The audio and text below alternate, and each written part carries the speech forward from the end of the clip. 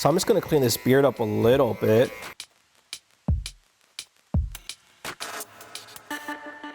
My goal is just trying to have a nice balance between the haircut and the beard and keeping you nice and lean.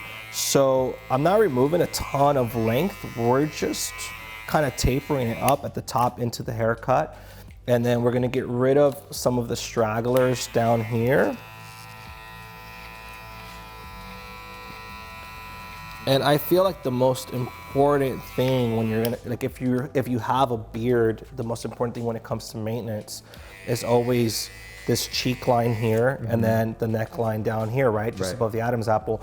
A neat trick if you wanna have a more of a round kind of finish there is you can do this at home. If we pull up like that and then we cut straight at an angle. So I cut that straight when I drop it. It makes it round, right? So if you want to have it a little bit without sitting there trying to carve it up, just pull straight, cut it at a little bit of an angle right there without having to actually make any round motions, and you instantly get this naturally kind of round finish. I like to finish my beards always as natural as possible because it's less maintenance, less grow out. So usually, you know, we connect just to about the top or middle of the lip.